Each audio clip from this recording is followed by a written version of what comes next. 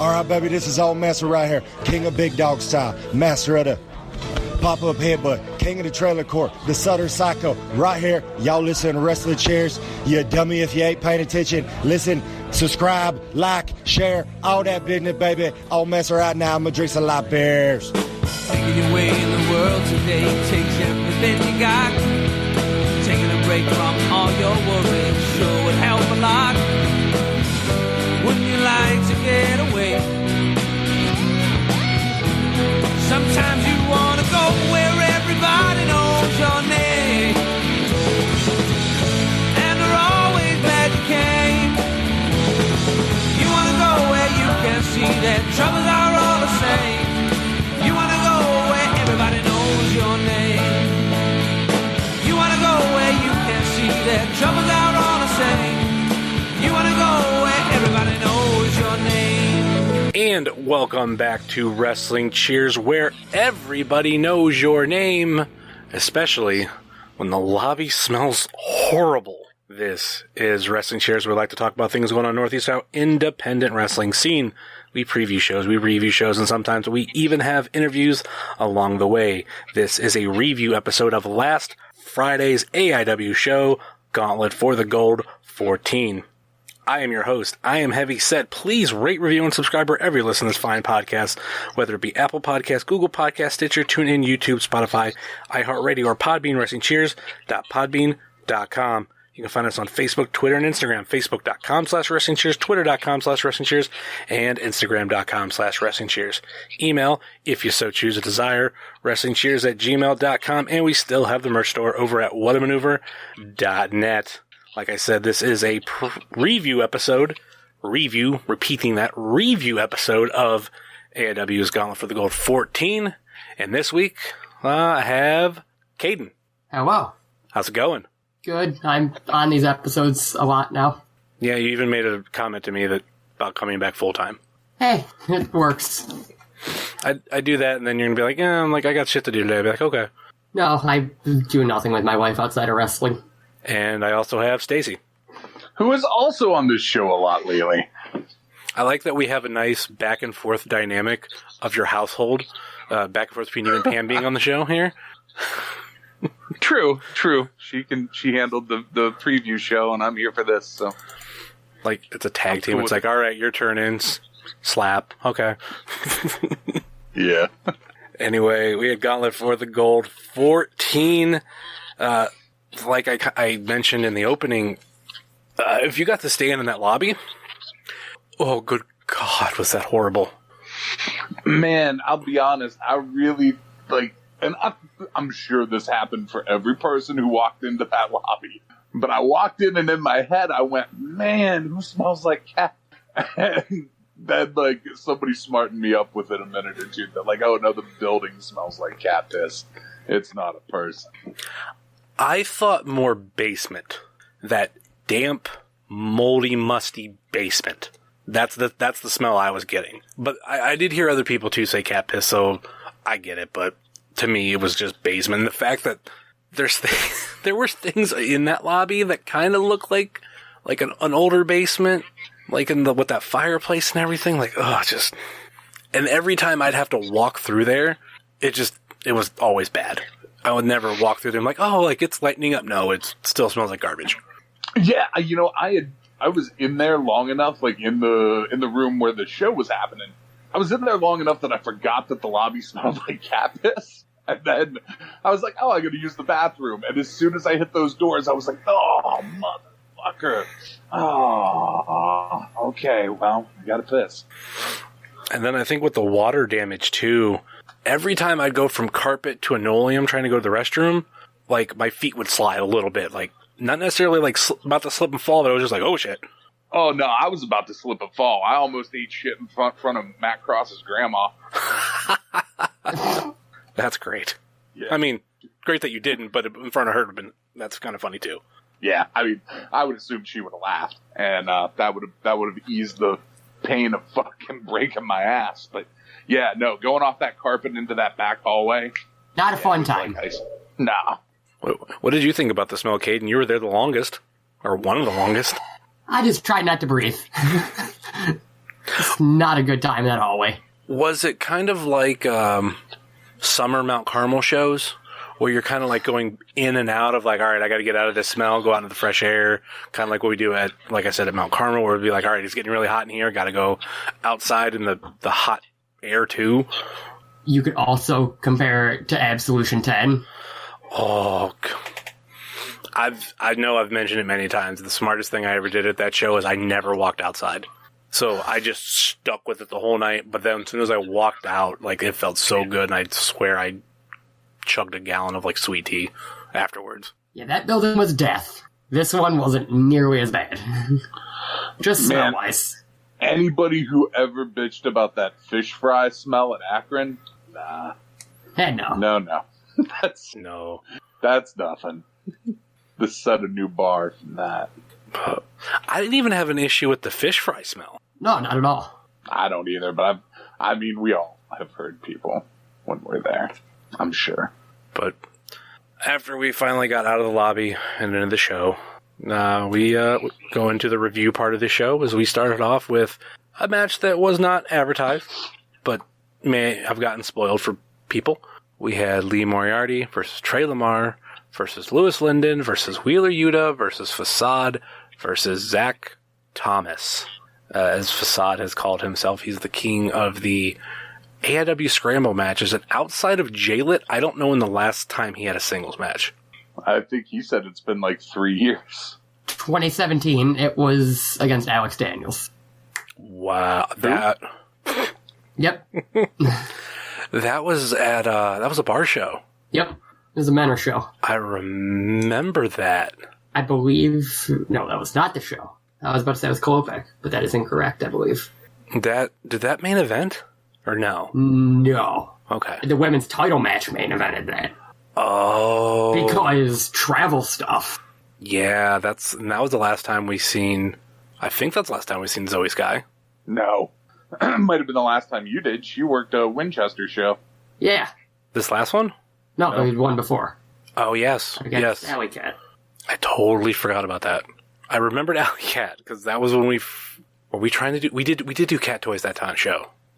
And Wrestle Rager, too. Well, that got ruined. Like most things we tried the first time.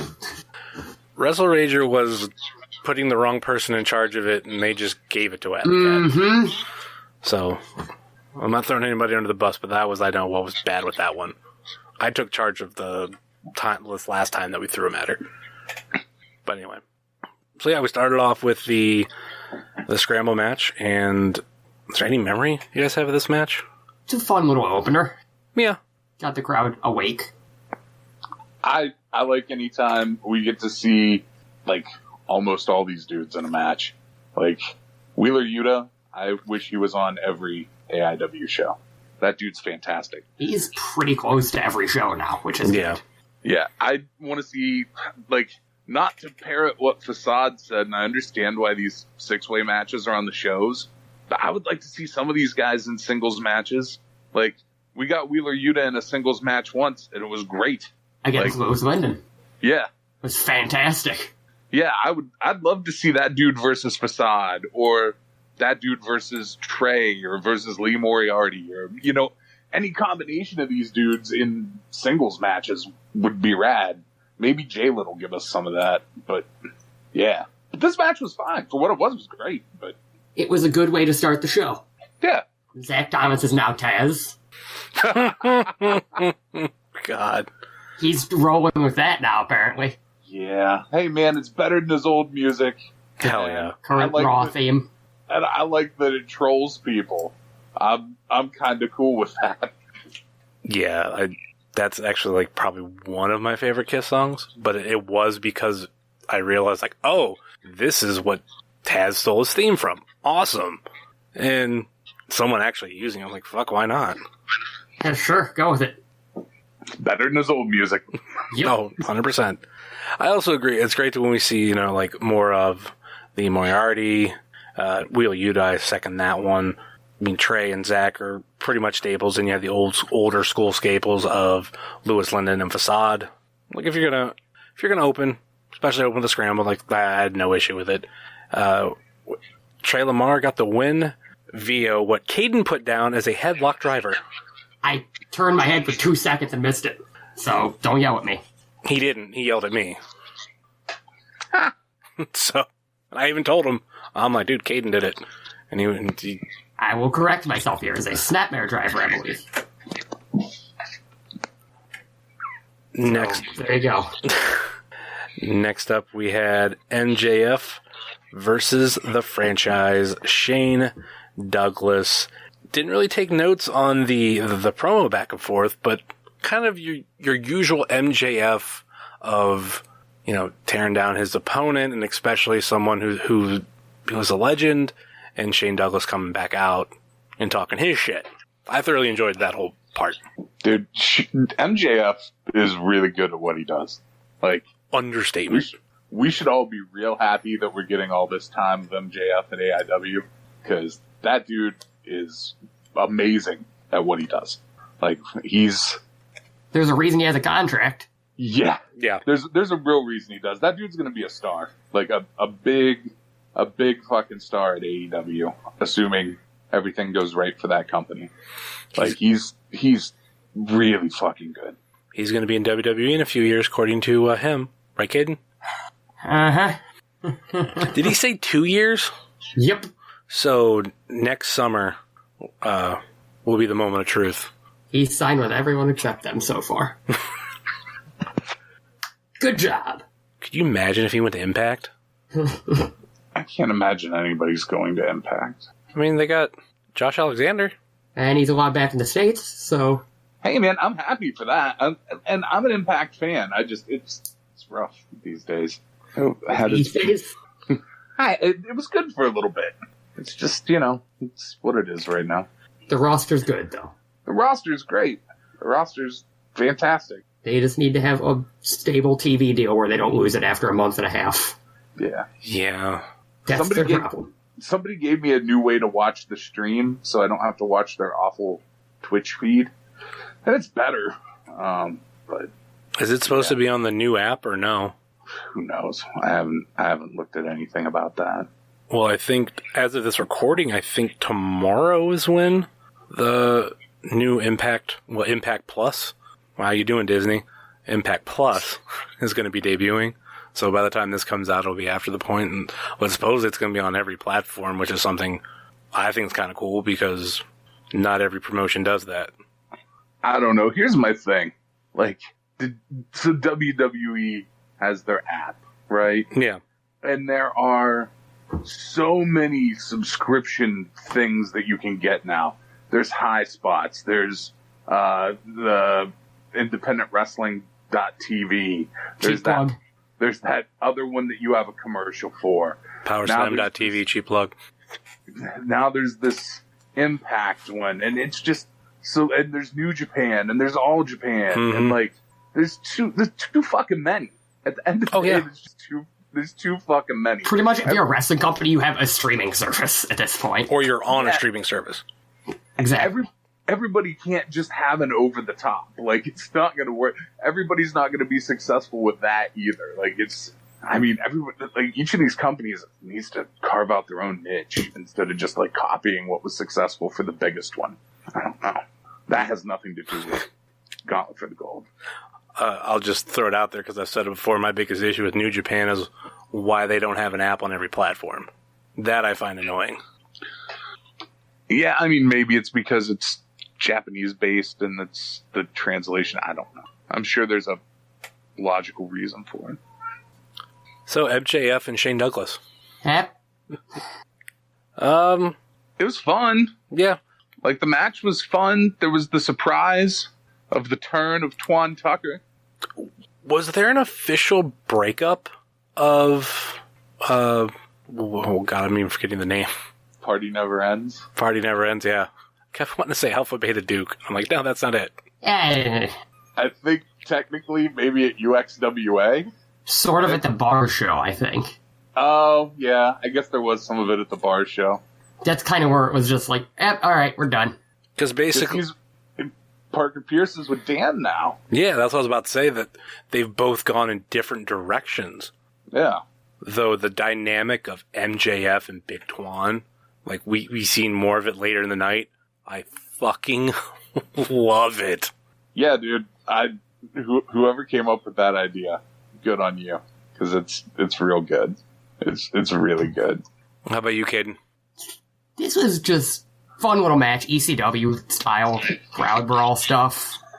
Yeah, they did go into the crowd for a minute. Yeah, it was fun. Nothing insane, but it was very enjoyable. Shane Douglas, he's of a certain age. He can do certain things. He did all those things good. It was cool seeing him again. Yeah. I was shocked at how good Francine still looks, to be honest. Like, she does not look like she has aged as poorly as many others from her generation have. Yeah, I'll give you that, because you could, like, see the aging, but not as poorly. Yeah, there's some that just look horrible. Some that are... Yeah. So, MJF won after assistance from Big Twan Tucker. That's the best way to put it. That was. And then a lengthy speech by Shane Douglas. Yeah, I think that's his thing. It is. Because he did at the bar show, too, that he did the surprise showing at. Like, every time I've seen him wrestle, he has done that. So I can confirm that it's his thing. That's fine. It's cool. It's just a little long, but it's fine. I mean, I couldn't complain too much about it the first time because we did get free pictures. He didn't charge. Yeah. So... Was he charging? What were they charging this time? I didn't go over for it. Same. Do you know, Kayden? Usual. I think it might have been 20. Yeah. I'll have to ask someone. Yeah, I didn't. I'm trying to remember everything that I spent money on. The one thing that I made, like, literally, I darted for, threw my shit down, and I ran to M-Dog, and I bought one of the Best of Backyard Wrestling posters. Dude, I'm so mad at myself. So here's what I did. I got high, and then I went in and I got my seat. And about during this match, during the show, I went, oh, fuck, they had those Best of Backyard Wrestling posters. Nope, not anymore, they don't. I thought they still had some at intermission. I didn't see them. I looked. I didn't see any at intermission. Damn. Like, I walked over and they weren't there. But. So what you're telling me is you were going to get a poster, but then you got high? Pretty much, yeah. That's pretty much it. Yeah, that was like I said, the one thing I darted for. I always have, not say always, but a lot of times there'll be that one thing I want, throw my shit down, and I make sure I get it. Like when the Chandler Biggins memorial shirt that they did, I threw my shit down, ran there, and I was like one of the few people to like snag my size. And I think they sold out that one really quick. So, fuck yeah. But yeah. It skipped my fucking mind, man. I was bummed. But it was $40. Hey, man, where are you gonna find another one? Oh, dude, that was the exact thing I thought of. Because I thought like, oh, it's gonna be about 20 or something, and he's like 40. I'm like, yep, well, I'm not getting one anywhere soon. So here's $20. I mean, here's the $40. The only thing that I forgot, and I'm kicking myself in the ass, is I meant to bring my PS2 game of Best of Backyard Wrestling and have them sign it, because I'd have like 3 different copies of that cover signed and then the poster. Well, the good news there is I'm pretty sure you'll see Josh and Matt around. Yeah. But those posters, those aren't. You're not going to find Just those. don't go selling that on eBay. It's funny that you say that, because all but the first DVD that I bought like that, I haven't had them personalize it. I haven't had M-Dog personalize it. And he makes that comment like, oh, I don't want to see it on eBay. And I'm like, no, dude, this is going for my personal collection. Like, I just don't. Sometimes I think some things look cooler without the, like, personalization like that. Like, if it's like an 8x10, fine, personalize it. But if it's something I'm going to post on the wall, give or take that one, I'm like, like, J-Pro had already signed it. So I was like, yeah, just have you sign it normal. Yeah, sometimes I care, sometimes I don't care. If it's something I know I'm never going to want to get rid of, I don't care. Like, I have Texas Chainsaw shit that's signed to me that I'm real glad is. I have other stuff that's not. It's fine. But yeah, I think I'm looking, because like right now in my site I got a football like signed, well, a bunch of 86 Browns, and like it's not personalized at all. But because I think sometimes when I think of autographs, I think of something like that where it's just signed. Right. granted, I'm like, I'm never going to sell that football. I'm not going to sell that poster. Like, I don't even know if I've ever really thought about, like, if I get something autographed, normally it's like, I like this person. Even like the 8x10s. That is more of a collection of having those too. So I don't know. Right. Anyway, that match isn't for a while. But we're stalling to get into the next match.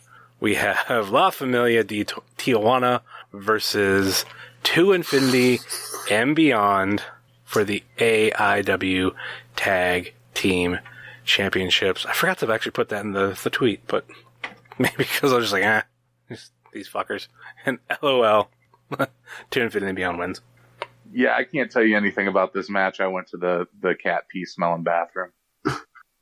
It happened. Yeah, that's about the best we can say. It happened. It's not a dig at Cheech and Colin. Hey, man, you know, they're both of those guys are fine wrestlers.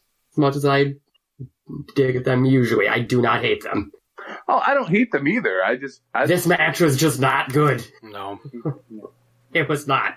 And they tried to make it good. It just didn't work. Yeah. I would imagine. I didn't see it, so. Yeah, To Infinity and Beyond retained via roll-up, which kind of what I expected. Wow, roll-up. That's a hard-ass finisher. Best finisher. I mean, does To Infinity and Beyond lose the titles No. before Toy Story 4 comes out? They just don't lose them ever. They're going to have them till Toy Story 5. What happens first? They lose the belts, where he actually gives that RVD shirt to Pat. I think they lose the titles. My money's on the titles, yeah. Yeah. How about you, Kayden? They lose the titles first. Never getting that shirt. That's a funny story. If you've heard past episodes, it has been mentioned that Pat wants Cheech's RVD 420 shirt. Dude didn't even wear it on the rap show last year. No, the rap show's coming up. I know, last year I think he wore it on said show. But what I'm saying is, like, maybe he'll wear it or bring it to that show. We'll see. This year. But last year the rap show was actually on 420. Bingo. That's true. I still thought... But this year everything's off. Yeah. I still thought that show should have been either Friday or Up in Smoke. Next up, we have the final match, the final North American match of DJZ. It was Flip Kendrick, Deranged, Gringo Loco, and the man himself, DJZ. This match was really good. Yeah. It ruled. As I said. Definitely the right participants. And we had a thing that I mentioned after the show was, like, the theme of the night was reactions. And one of the first ones was here, when Gringo Loco comes out with his old theme, and Pam goes nuts. Man, she lost her fucking mind. I think a lot of people did. She loves that old Gringo Loco theme, man. Like, she legit jams that at our house on a regular basis while doing, like, the Gringo Loco dance. That's real shit that happens in my house. It makes sense.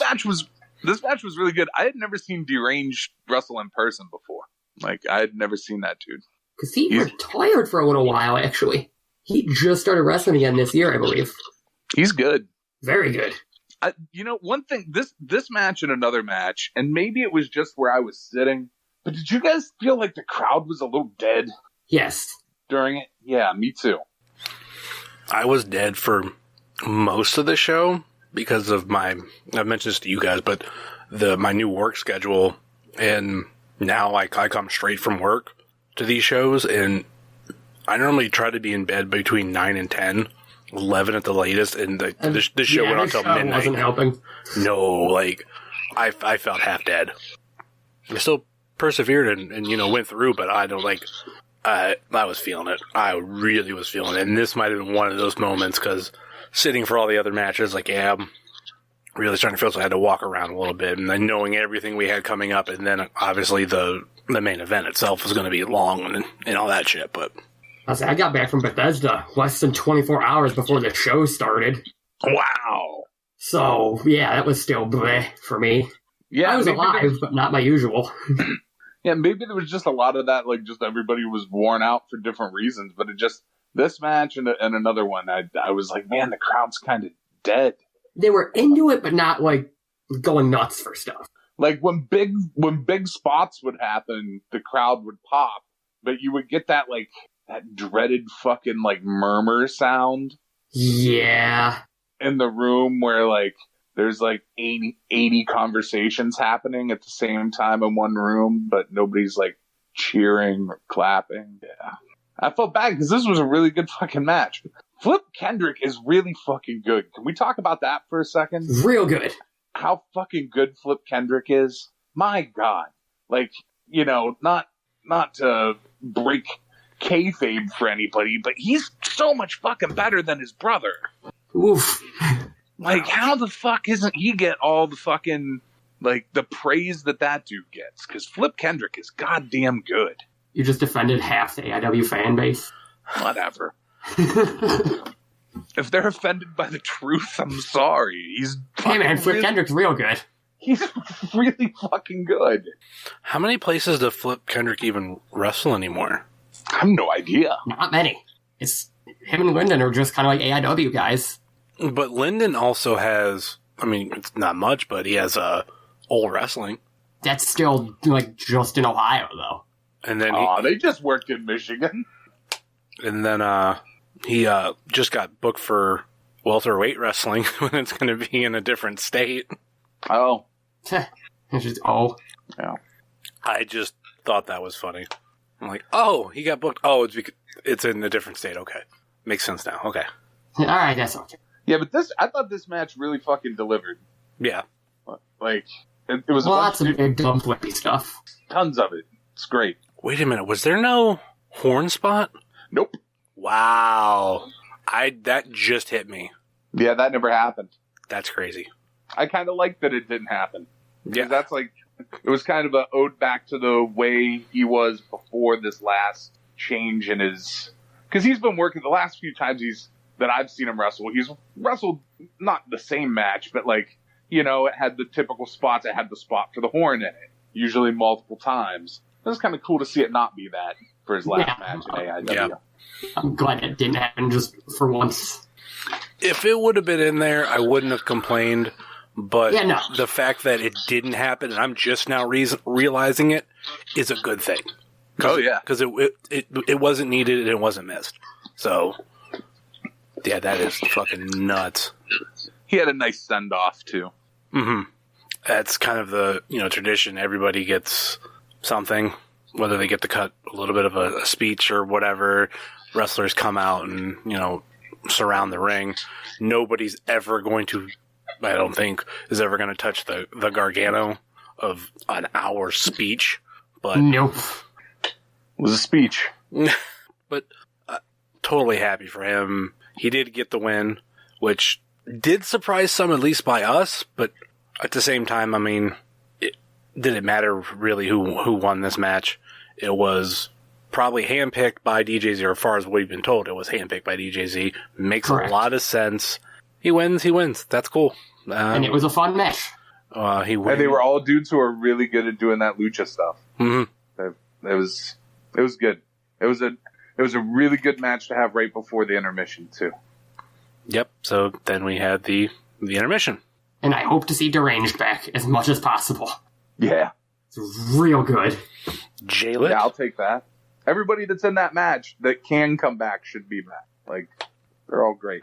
Oh, well, Flip, obviously. Yeah, he'll be back. Gringo, I feel like that's obviously, but at the same time, I feel like he's not around as much as he was for a while. He'll still be back, though. Yeah. So, Deranged is the only one left. I think the only thing that'll keep Gringo Loco away is if somebody scoops him up, which I would not be shocked if that happens in the next year either. Yeah. I'll also throw this out there. I feel like he's also just one of the flat-out good dudes. He's a great 100%. dude. Yeah, great dude. Yeah, that's a better way. But he is a great dude. Like, I think if he were to just show up at a show, not be booked, like, he'd still have so much fun just hanging out with people, interacting with fans. Like, he's... just being a fan. Yeah, he's really genuine. Like, I've had, like, cool conversations with him like that. Totally love the dude. Yeah, I ran into him Mania weekend. Great. I had a conversation with him. I like that dude a bunch. He's a real good dude. All right, this took us into intermission, and then we'll go to a quick intermission. We'll be right back after this commercial. Are you tired of the same old pro wrestling? Then check out the amazing action on Powerslam.tv, the biggest indie pro wrestling channel in the world. Get over 4,000 hours of the best pro wrestling events from over 110 of the biggest names in the industry from over 15 countries around the globe. Get your free trial today at Powerslam.tv. And we're back, and the second half was fucking stacked. I don't know how, like, the first half was a little shaky with some of these matches, but the second half fucking delivered. And we started off with Joshua Bishop versus Matthew Justice for the AIW Intense Championship. Holy shit. Who wants to start? Oh, man.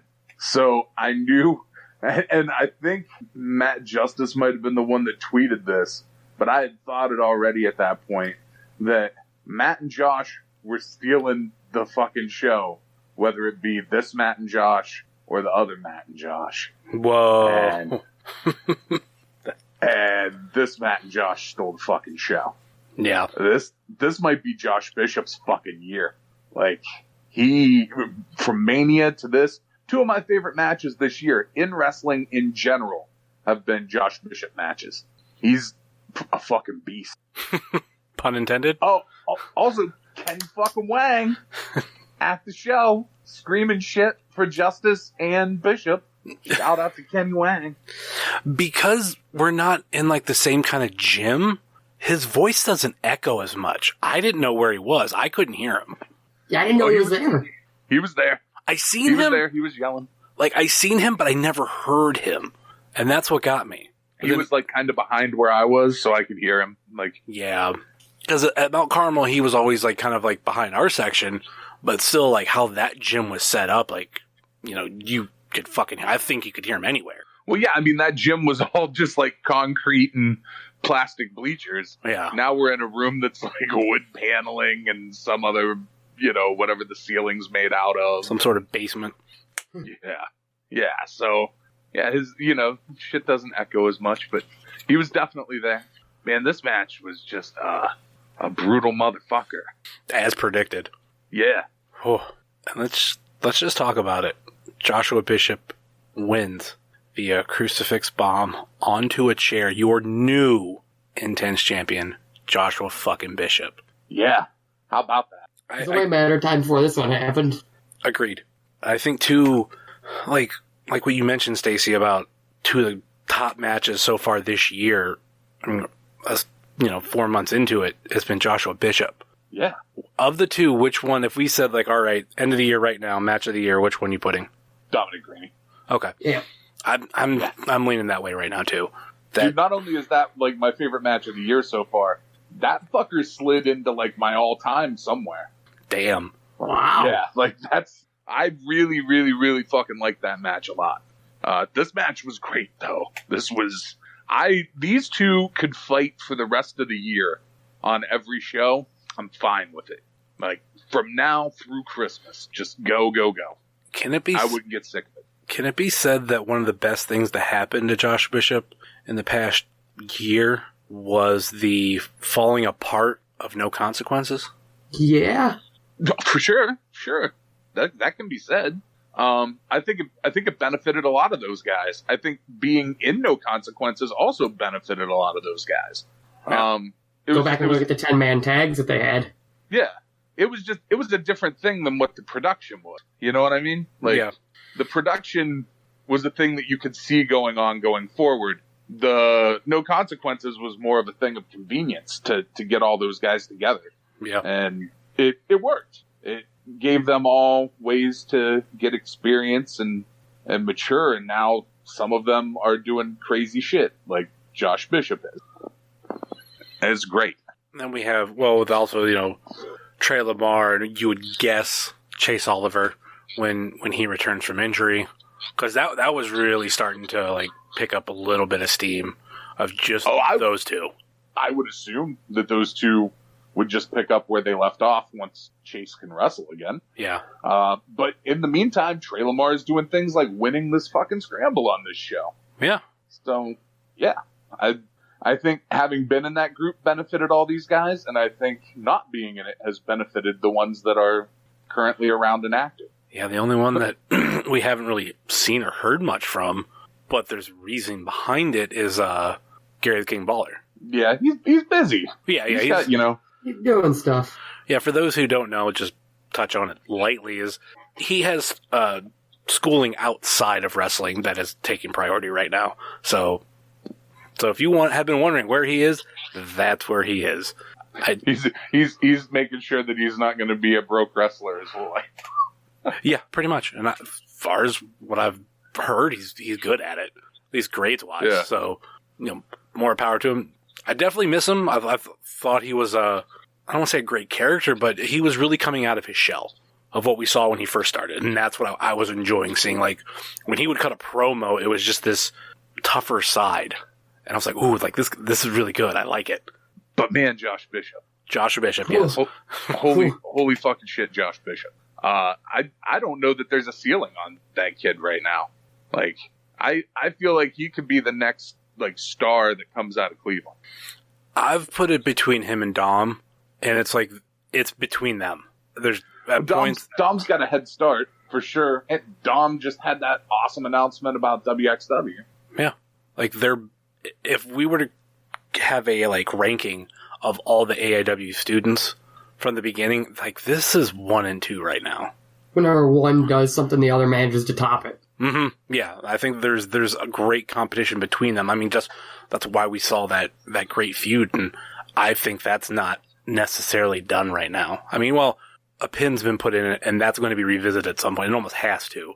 But 100%. You just see it professionally, like how hard they're working, and even outside of AIW and student-wise, like that's why I put them 1 and 2, because I feel like they're out there way more than everybody else.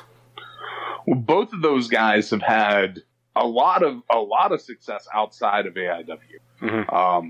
Dom being at Evolve and tagging with Kevin Koo and working all over the Northeast/Midwest. And I mean, Bishop has too. Bishop's been in Tennessee and Indiana and shit. Like, yeah. I think it's interesting that Bishop got a belt in AIW before Dom did, though. And what we've seen outside of AIW from Joshua Bishop is we've seen more than just regular Joshua Bishop. He had a very short run in Southern Underground Pro as Slutty Cat, which started off as kind of a joke, but it turned into like a year thing, which it was just Joshua Bishop getting to do something a little different. A little bit of which was quite fun for him. Oh God, that was so much fun. I mean, I've heard people out there hating it, but it's not necessarily, like a huge pocket of fans. It was a fun parody of like what we have with Alley Cat, but I don't know. The fact that it also too stayed in one company was just so much fun. We have any more to say about Joshua Bishop and this? We fucking Justice was in there on that shit too. So here's the thing. I mean, there's more to it. We just got to get further through this show. Okay. Next up, we have what turned out in between the episode and the show. There was a change in the card, sadly. Nick Gage had a wedding to go to. More power to him, but we had a replacement, Mance Warner versus Eddie Kingston instead. His match still ruled. Oh, yes. Whole bunch. Saw Mance Warner wins via lariat. To the face, I might add. Just right in the face. I felt like they teased him and Duke not being together for much longer, and boy, that makes me happy. I caught that. I don't know if we're just looking too far ahead here or looking too deep into stuff, but I just love that when Mance comes out, Duke always comes through the curtain first, gets booed. Mance comes through the curtain, gets cheered. Because Duke is very good at what he does, and so is Mance, but for totally different reasons. Yep. I was about to say, I put this on Twitter, on my personal Twitter. The Duke is the best wrestling manager in all of Ohio. There are... That's probably true. I feel like there's some out there that act like they are. Number one, they don't have as big of profile or as big a company. But I think the heat that Duke can get is just nuclear. So the only asterisk I would put on that would be, and it would be the same for the other guy that I think would qualify for it, but technically Duke's not just a manager because he wrestles. Yeah. I think when Dr. Dan works as a manager and not as a wrestler, he's a solid 1B to the Duke. I'll give you that. Like, I agree. Yep. Duke and Dr. Dan are both managers, so interesting comparison, nonetheless. Yeah. I think maybe it's because, like, Dan is newer at this. Yeah, that's fair. But he definitely, I'm not going to knock his credentials. Like, he's really good at it. Yeah. I mean, the joke has been made, like, Dr. Dan could be the Duke's son, and it would be believable. I can see it. Part of me wants them to do that, but I don't. Like, just have that be, like, our joke. Because, like I said, I've heard it before. I don't remember where. But the comparison has been made. And it makes so much fucking sense. Yeah, we've already got one father-son tandem, and we don't need another. So, yeah. Mance Warner. And with the Duke, I feel like they've been teasing that for a while. Like, we're eventually going to get a payoff. Eventually. Not sure how soon, but it's going to happen. Because I think it happened at the last show, too. At this place. I'd have to go back and look, but yeah. Where it looked like something was about to happen between Mance and Jock, and they're like, fine. So I feel like... something did happen. So I feel like they're teasing it, but it's not happening right now. We'll see. Yeah.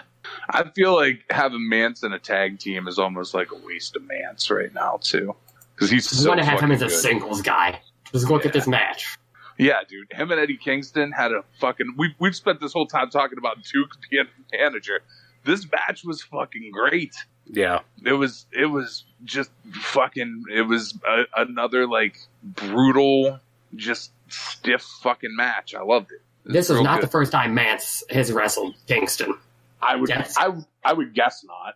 They did some stuff in IWA, and Mance told me one other company, and is slipping my mind right now, but that's why I was super excited for this, because I've seen their other matches, and they were all really, really good. Just beating on each other for 20 minutes. And it means we still get Nick Gage versus Eddie Kingston at some point. At some point. Oh, God, I hope so. Just put it on the rap show. Yeah. Yeah. That sounds good to me. That makes just sense. Death. Next up, we had a match that Kayden... You didn't tell me that I forgot to post the match was happening. As I'm looking through the results, I go, oh, I fucked up. The next match was M-Dog Matt Cross versus Josh Prohibition, a co-main event of the evening, a 20th anniversary match of these two. And I'll give you a pass for this one, for forgetting, because I was also real tired still. yeah, it was in between being tired and, like, it being this match. I was just excited to, like, watch it. Yeah, I think everyone was just really excited. So... Because also, like, I didn't mention this, and it was halfway my bad. I didn't take any Instagram videos, only because I think last time at this venue, they got fucked up. They got released in, like, a random order because it's not great signal. So the signal's kind of butt. So the tweets can go through fairly quick. But when you're trying to send out a 15-second video, and then another 15-second video, and another 15-second video, and a minute's worth of 15-second videos in a row, like, yeah, it just clogs up and fucks shit up. So I didn't do it. I think the first match I took a regular video, and I was going to post them later. Yeah, then, like, after that, I was just like, no, I'm not doing it, so sorry, anybody who was looking forward to that. So I think the Odeon has better reception. It does. I've been there before. The reception's pretty good. So yeah, tired and all that, but Josh Prohibition, Matt Cross, so excited for this fucking match. And the thing that I love is 20 years together, and they go together so well. Like, Josh doesn't wrestle as much, but I felt like it was a smooth match, and it wasn't dragged down. How'd you guys feel about it? Good to see Josh back for the first time since Absolution. Yeah. I'm pretty sure I said the same thing last week, but it's weird not having him on shows. Yeah. Yeah, I was excited to see him back too. Especially in a match of this caliber. And this was another match where, and by this point, we've all been in that room for a decent amount of time. Forever. But this was the other match where I thought the crowd was a little dead at times. Yeah. It was very noticeable at times here, which was sad. Because this match was really fucking good. How could this match not be good? I wonder how many, I don't want to say non-wrestling fans, but, how many outside fans came to this show? Just for, Cross or for Prohibition. Yeah. I don't know. Didn't he say that it was the first time his dad had ever seen him wrestle? Yep. I remember when he said that, I'm like, that's fucking crazy. Yeah. I get how it can happen, though, man. Yeah. Hey, it's my 20th anniversary. Come see me wrestle. Yeah. Okay, fine. Not that big of a deal. Sure, I'll come. But yeah, that was that whole part. at the end of the match, too, not really to fast forward through it, but when they both got on the mic, or just, it was J Pro that got on the mic, but still, when J Pro brought in his daughter, I thought that was really cool, and it was no matter, who won that match, it was, a proud moment between friends. And we did have Grandma Cross, we mentioned earlier, and I was really happy about that. She didn't really get involved. She took her spot, which, no matter where she's sitting, she tries to get up to the barricade now when M-Dog comes out, but that's, I think, the only thing I really noticed from her, but it was just, I don't know, just, like I said, a fun back and forth between the two, and... She did run up to the ring. Mm-hmm. Yeah, I feel bad for Grandma Cross. She never gets to see Matt win. He has not done a lot of winning at AIW in the last couple years. False. I think M-Dog won the match in Powerbomb. Ow. Fuck off. Fuck off. I think he won. I can't remember. I just remember Grandma Cross being hilarious that day. Hey, that doesn't make a false, asshole. That ain't a match in AIW. Oh. It was an AIW ring. Yeah, don't count, buddy. It was at 8 a.m. Shit don't count. Oh, God. Can you imagine an AIW show at 8 a.m? No. I had fanciful fucking ideas of maybe doing that year, and then got fucking shithouse drunk the night before and was like, no, there's no fucking way. I'm gonna sleep now. I need. Yeah, I'm the only idiot that did it. Of us three. There were other idiots there. I've seen pictures. It wasn't just like you. They didn't have to superimpose a bunch of other people. Said it before, say it again. I did it just to live out a fraction of a dream that I used to have, so fine. I was happy with that, but yeah. Anyway. Hey man, you don't gotta justify shit. I just know why I wasn't there. Oh, trust me. 8 a.m. When I woke up, I was regretting it. I don't remember what time I got to sleep. I don't remember how much sleep I got. Probably only a couple hours. I ran to the gas station, grabbed a bunch of monsters, and that's all I drank that day. Dude, I don't know what the angle was like for you guys on the finish for this match, but from where I was sitting, it looked like he brained him through that table. And it was it was gross. Yeah. And it wasn't until I saw video from other angles where I was like, oh no, okay. Yeah. It looked so disgusting from my angle. It was so good. And it was Josh Prohibition winning via drunken driver through a table. Which was a fantastic payoff to this match. This match built, right? It was a really well laid out match. It had different segments to it, and there was the whole period where they were outside and against the rails chopping each other, and the fucking match was great. Everybody should watch that match. There's tons of other good shit that happened on this show. This show is fun, but watch this. Yeah. If you're gonna watch anything. It's a great match, and I fucking hope that whoever is doing the fucking GCW backyard show on the 4th of July gets these two fuckers to go back to the backyard. As soon as they announced it, or AKA you threw it in our chat, that's when I first seen it, that's the first two people that came to mind. J-Pro's been getting in shape lately. They're having this 20th anniversary match. Come on. This is just... Whether it's them two again, or whether it's euthanasia, it has to happen. Yeah, I just, there's something poetic about those two 20 years later after being the literal poster boys for backyard wrestling, to then work this GCW backyard show, I feel like it just writes itself too easy. Yeah. Like it needs to happen. That's the hottest ticket of the summer, man. I don't know how you get an invite to that shit, but I'm jealous of everyone who does.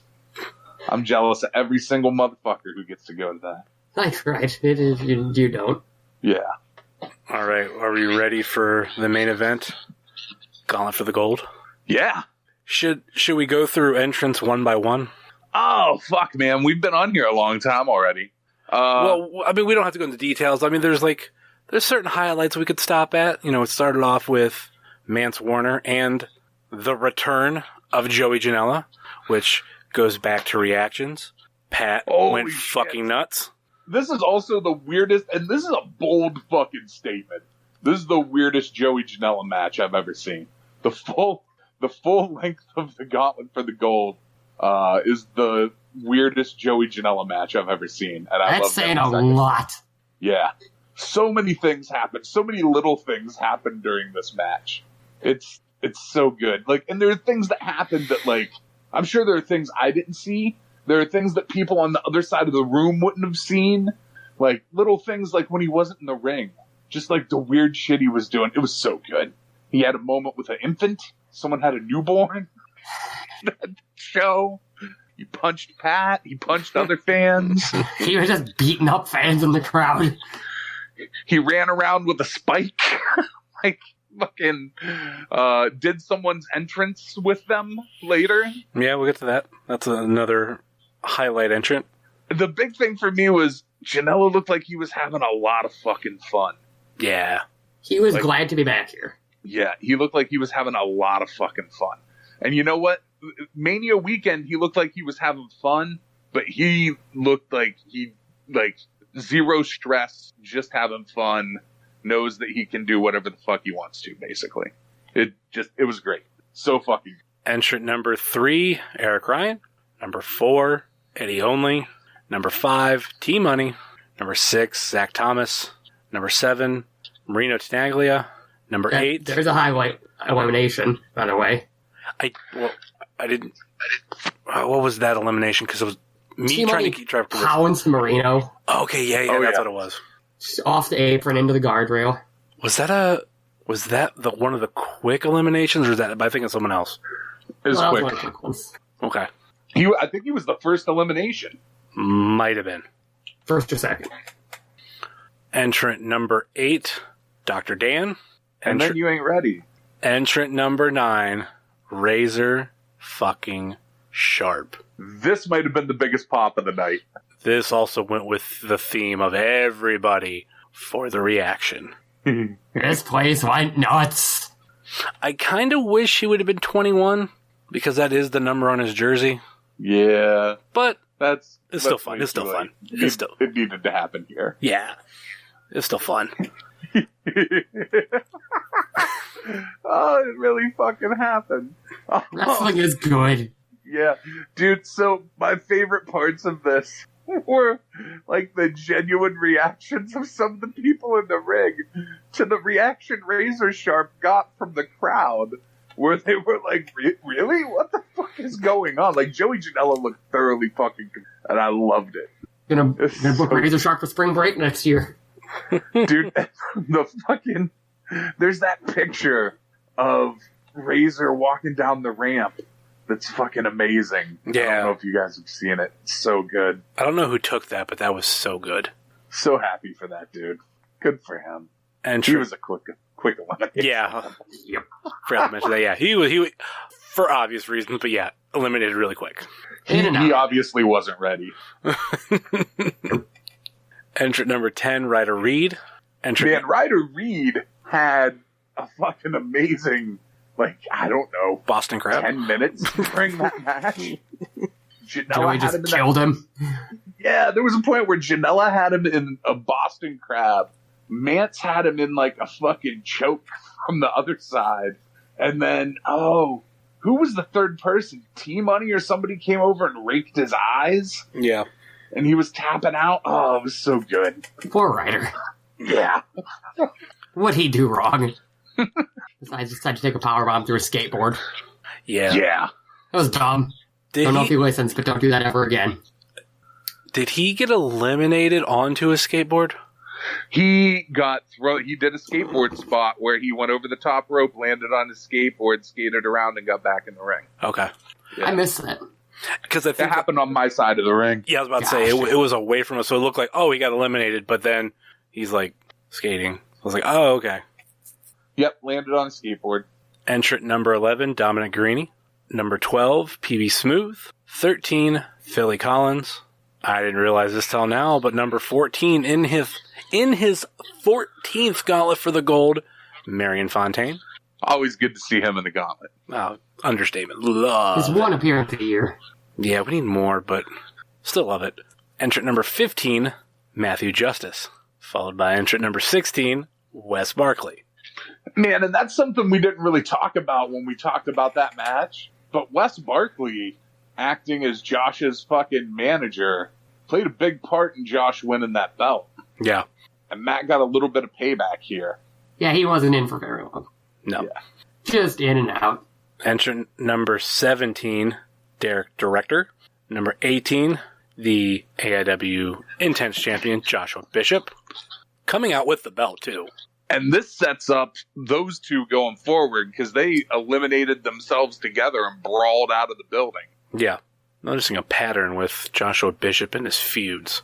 Eliminating him and his opponent from the match. Huh? Number 19, Thrift Store Jobber's favorite wrestler, Lewis Linden. Yeah, he was in there. Number 20, they have been, it's up there with Razor Sharp and Joey for biggest pop of the evening. Okay, here's the thing with this. I seen him walking around, like, before the show, but after doors open, and I was like, I haven't seen you in a while. Could you be a mystery entrant? And turns out, yeah. But I still wasn't sure, because he could just been fucking hanging out. Well, and so that's the thing I was going to say, because I've seen him at shows like at Mount Carmel, where he was just there. And like not wrestling, just hanging out. Not only was Jerry, which I don't know if we mentioned, yeah, it was Jerry. Not only did he come out, but students brought out the old Virgil-esque banner, Jerry, AIW Wrestling Superstar. Never got that with Virgil. Oh, God. Forgot about it. Oh, God, yeah. Entrant number 21, Weird Body. Entrant number 22, Worldwide. Entrant number 23, MJF. Well, he didn't really enter here. But that's true. He came out at 23. Eddie only must have been counting his lucky stars that he was already eliminated, because First thing I thought of. MJF came out with Cheetos. Walking around the edge of the crowd, eating Cheetos, throwing Cheetos at people. And then he ran out, and he freaked out, but he remembered, he had gummy bears in his tights.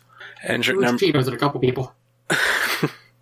Entrant number 24, Nasty Russ. Entrant number 25, Tim Donst. Entrant number 26, Bobby Beverly. Entrant number 27, Spider Nate Webb. Tricky, tricky man, Spider Nate Webb. Telling people he was an indie. I mean, he wasn't lying, but... I'm sure at some point that day he was an indie. Probably. Nate Webb's the best. He's another guy that could be on every AIW show, and I would be totally fine with it. Yep, 100%. So, this is where we had Joey Janela walking around with him. It doesn't matter, it was Gauntlet for the Gold. Spider Nate Webb was walking around through the crowd just like normal. Yeah, with Joey Janela. MJF having maybe like flashbacks from Lost in New York. Wanted Traxler to stop playing the fucking music. Even when fucking back there. I think he was on the mic and he said, "Stop playing it, fat boy." Yeah. Something like that. Oh, it's fucking hilarious. Can I give AIW fans credit for something, too? Anybody who sang You Are My Sunshine at MJF Mania weekend, thumbs up. It was topical at the time. I am really fucking glad that this crowd didn't decide that it was time to still keep that shit going when MJF came out here. It was attempted, but it didn't catch on. Well, good for everybody who didn't let it catch on, because its time has come and gone. Entrant number 28, Eddie Kingston. Yeah. Entrant It's a good number, 28. entrant number 29, Big Twan Tucker. This moment is what I was laughing my ass off, because like MJF getting on Big Twan's back and talking shit. I can't wait to see these two together more. Real good. And then there was a part of me that really thought that was the thing, and MJF was going to win. That he was going to be the heel winner because of fucking Twan. Because he did nothing. Yep. God, that would have been great. But we have entrant number 30. We sure fucking do. Ooh.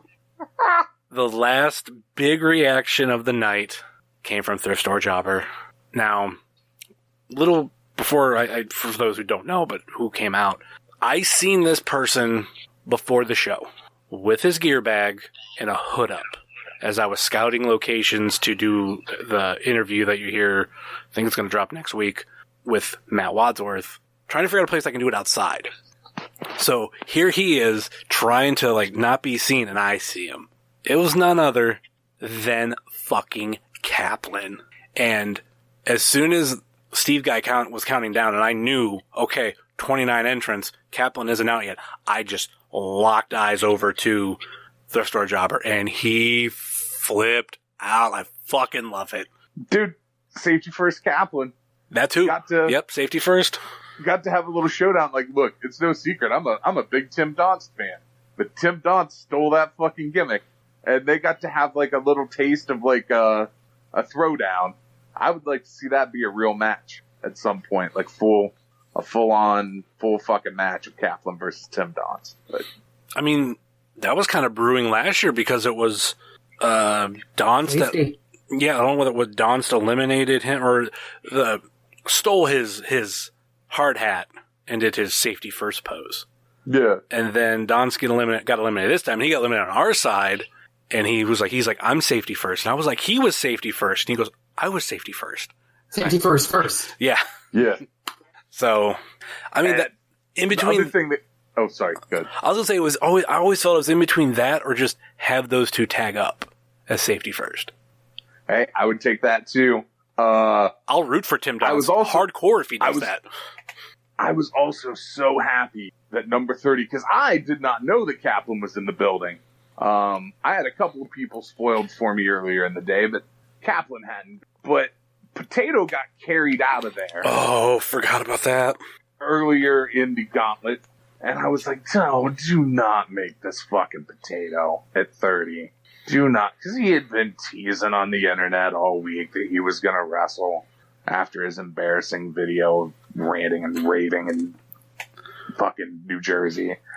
Man, I couldn't have been happier that it was Kaplan. So happy. Okay, so in reference to that video, let's play a what if game. What if Dave Dawson did win Gauntlet for the Gold? So that means he would go main event Absolution with Filthy Tom Lawler. Would that match alone be worth what we would have to go through between Gauntlet and Abso with Potato? The only way I'm interested in that if it's a shoot fucking MMA match. I mean, it could be. You don't know it. Murder. Yeah. If it's like shoot fight, yeah, no, I'll take that. It'll be like 10 seconds long unless Tom just, fucks with him. But either option is okay. Yeah. But he wasn't in it, so he didn't win. He sure wasn't. We got Kaplan instead. It was great. The return of Kaplan. Which, I hope it's a regular return. Like, he was never like an every show guy, but boy, just to have him, every couple shows, that'd be fantastic. He was a fun guy, period. Like, in the ring, out of the ring, whenever he had a match, just fucking love Kaplan. I think it's hard not to. Glad he still pops up every once in a while. Yeah. The last time we seen him, was it Gauntlet last year? Maybe. I believe so. No. I feel like he was at a show eating pizza after that. Could be. But not like he didn't work it. Yeah. This led us to our final four. Not going to go through eliminations. That was too much to do. So, final four was MJF, Mance Warner, Joey Janela, and Eddie fucking Kingston. Final two was, because we don't have that tweet for that, was it MJF and Eddie Kingston? I believe so. It wasn't Joey. And it was MJF and Kingston. the winner of Gauntlet for the Gold 14, none other than Eddie fucking Kingston. Fuck yeah. And afterwards, he said he is not leaving wrestling until he wins the Absolute Championship, and pretty much called out Filthy Tom Lawler.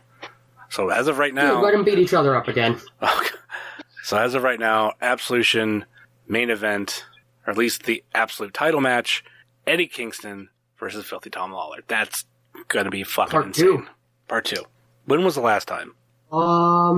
Absolution 2017. Whatever number that was. They blur to me now. My brain's bad with the numbers. I just remember the year. 12? 12. 15 was 10. Yeah? Man, I'll take that match. As the main event for Absolution? Fuck yeah. Yeah, they'll just beat each other up for a while. It'll be real fun. Yeah. That's what it was the first time. It was great. Eddie Kingston winning the Gauntlet is some of the best booking I've seen in AIW, period. It's so good. Love It's it. been a Love everything long-term about it. thing if you want to look at it like that. Yeah. All right. Any final thoughts on this show, Gauntlet for the Gold 14? Start with Kayden. Fun show. Top to bottom. Nothing really bad on the card. How about you, Stacy? I thought the show was great. On paper, I thought it was going to be long. I really thought it, and then it started a little late, and I was like, oh boy, this is going to be real long. It really didn't feel long. No. The show didn't feel as long as it was. And it had, there wasn't, with the exception of a match I didn't watch, so I don't know how it was. I never saw a bad match the whole night. So, yeah, it was great. It's one of AIW's biggest shows of the year, so Yeah, if I was grading it, I would give that shit an A. I agree with that. Yeah, same thing. The thing that I always love about Gauntlet is I love the Royal Rumble match as a whole.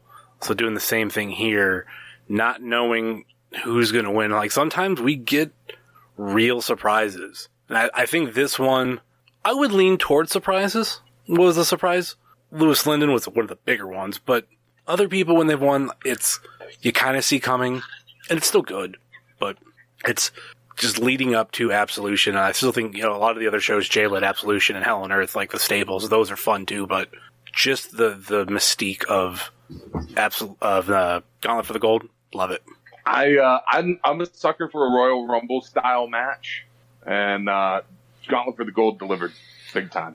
I fucking love it. I'm going through Twitter right now from the show day, because that's what I've been reading the results off of. We forgot to mention the forks. Oh, yeah that happened. Oh, fucking Eddie Kingston.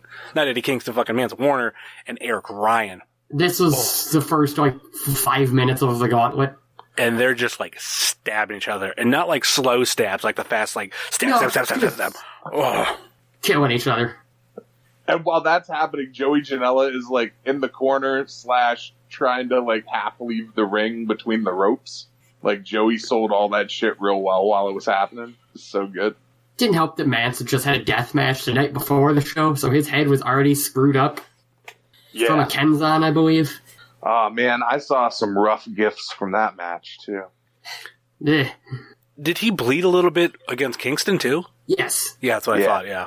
Obviously. Because of the headbutts. Yeah, probably mostly from the night before, but still, yeah, fuck. Hey. Mance had a rough weekend. All right, any final thoughts or last minute word, or your social media plugs before we go? Start with Kayden. It's the usual. I'm KVR216 on all social media. I'm not a very interesting person, but follow me on whatever you choose to. Stacy? My personal stuff's at Stacy Silvers on Twitter, S Silvers on Instagram. Super fantastic podcast, the laziest podcast on the internet. Still has not posted a new episode yet, but May's looking to be real busy. There's going to be at least 2 episodes happening in May. So, ooh. Yeah, make up for the months where I didn't do anything. So yeah, super fantastic podcast on, wherever you get your podcasts from. And you can follow that on Instagram at Super Fantastic Podcast, Twitter at Super Fancastic. But yeah, we're doing the Transformers episode this month, which is, the research for it's the bane of my existence. But it'll be cool when it's done. And that'll be with Rick, who does those episodes with me every time. And then I've got some normal episodes coming up too. So there was just a little break. Life happens, people's lives happen. Yeah. The show's a longer record, so it's harder to get people to have the time to sit down for a couple hours versus something that's an hour or less. So completely understandable. And not to mention with like those bigger episodes of Ninja Turtles and He-Man and all that, like the research that goes into it. Like it's not just two people turning on a microphone and being like, yeah, I think I kind of remember that. Like, oh wait, I forgot about that. Like it's well researched, well prepared. Yeah, I mean, technically, I guess I started doing the research for this Transformers episode in like '86. But, like actively for this episode, I started doing it in March, and we're gonna record in like 2 weeks. So that's a lot. Watched a lot, read a lot, bought a lot of reference books. Every time I do one of these, I end up buying a lot of reference. I don't know. I like doing it. I like the deep dives into the toy lines, but they're not why I started doing the show. I started doing the show just to have conversations with people who are fans of stuff and collect stuff. So yeah. I'm looking forward to getting back to that too. And of course, you could find myself at Heavyset330 on all the social media, just like you can find this show on Facebook, Twitter, and Instagram, facebook.com/WrestlingCheers, twitter.com/WrestlingCheers, and instagram.com/WrestlingCheers. Email, if you so choose, a desire, WrestlingCheers@gmail.com. Please rate, review, and subscribe wherever you listen to this podcast, whether it be Apple Podcasts, Google Podcasts, Stitcher, TuneIn, YouTube, Spotify, iHeartRadio, or Podbean, WrestlingCheers.podbean.com.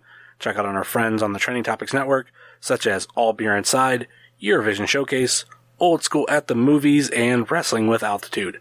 Check out our other podcasting friends, such as Pod Van Dam, The Road Home from Wrestling, IndieCast, Center Stage, Sobros Network, Big Gold Belt Podcast, Spotlight Series, and I Got Your 5-Star. And check out our other non-podcasting friends, such as Thrift Store Jobber, The Savage Dash, Set Tap Photo, PowerSlam.tv. Use Wrestling Cheers, all one word, and get your first month free. Ringside Shots Photography, Sickening Pictures, Wrestle Void, Key on Sports, Stay Tough, Midwest Territory, Southern Underground Pro, and the official graphic designer of Wrestling Cheers, Moy Boy Designs. That will do it for us here on Wrestling Cheers, where everybody knows your name, but we're not ready. Later.